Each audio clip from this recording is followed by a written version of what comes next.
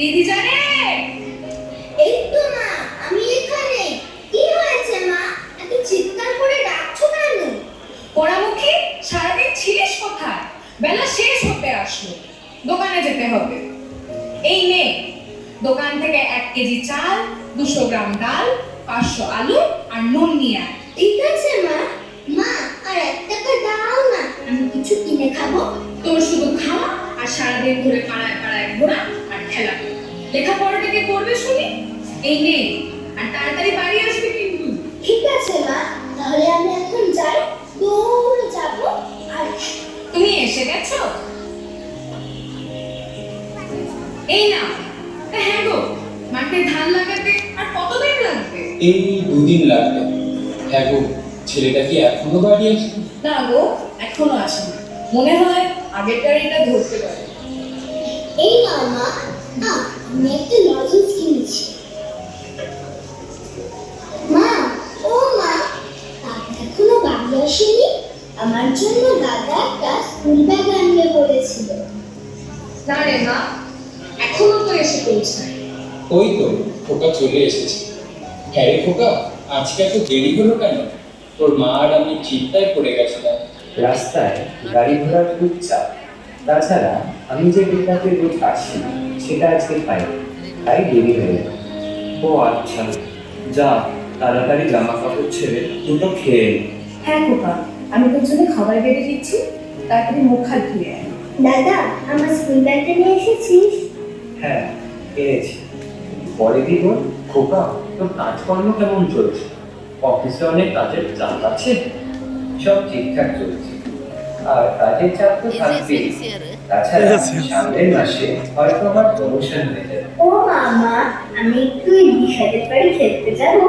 না, যাবি না। সারাদিন তোর শুধু খেলা আর খেলা। দাদা এসেছে, বই দিয়ে পড়তে বসবি। আহা মা, ও যেতে চাইছে যাত্রা, খেলা করে আসুন। যা তাহলে, সন্ধ্যের আগে বাড়ি ফিরে আসবি কিন্তু।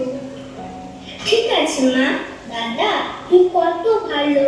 বাবা, সামনের মাসে প্রমোশন হলে আমার বাইরেটাও পাবে। তুমি আমাকে একটা কথা বলেছি, তোমার মনে পড়ে? কি বলতো খোকা? আমার তো বয়স হয়েছে, সব কথা কি আর মনে থাকে? বাবা, তুমি বলেছিলে আমি কখনো তুই ঋণ শোধ করতে পারবো, আর এই পৃথিবীতে কোনো সন্তানই পারবে আর আবার ঋণ শোধ করতে। হ্যাঁ খোকা, পৃথিবীর কোনো সন্তানই পারবে না তার পিতৃ ঋণ শোধ করতে। না বাবা, তোমার ধারণাটা ভুল। আমার প্রমোশন হচ্ছে, 26 বছর ধরে তোমরা আমার পিছনে যা খরচা করেছ সেই খরচা আমি 3 বছরের মধ্যে শোধ করে দিতে পারি। খোকা, একটা গল্প শুনবি? এখন আবার গল্প? আচ্ছা বলো।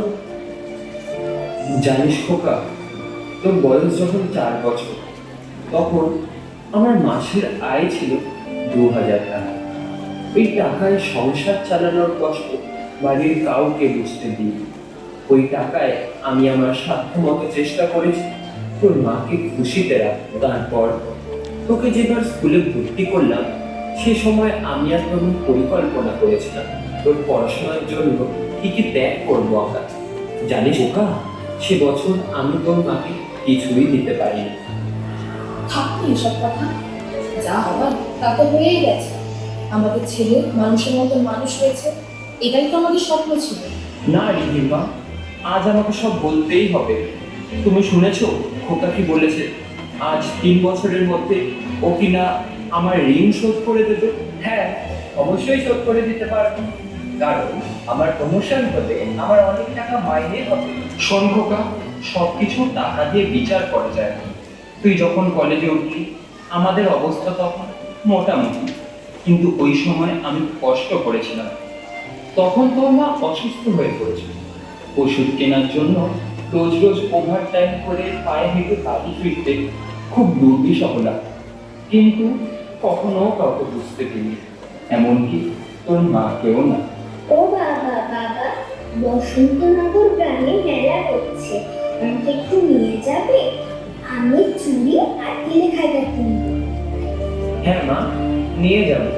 তো দাদার সাথে কথা শেষ করে নি। ওগো, থাক না এসব কথা।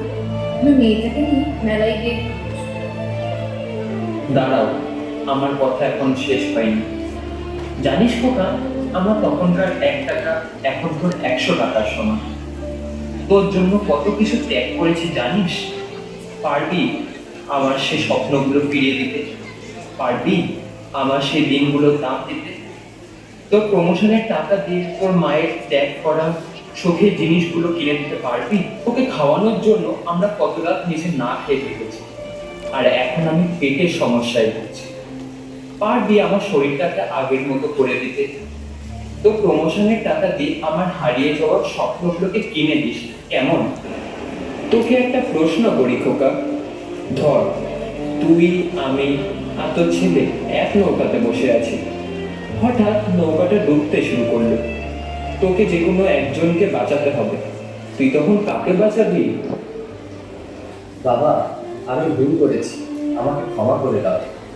বাবা, আমি আমার ভুল বুঝতে পেরেছি, আমাকে ক্ষমা করে দিও।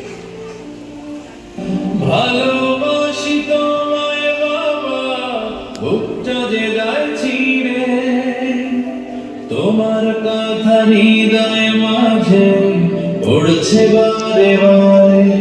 বাবা গো, বাবা, বাবা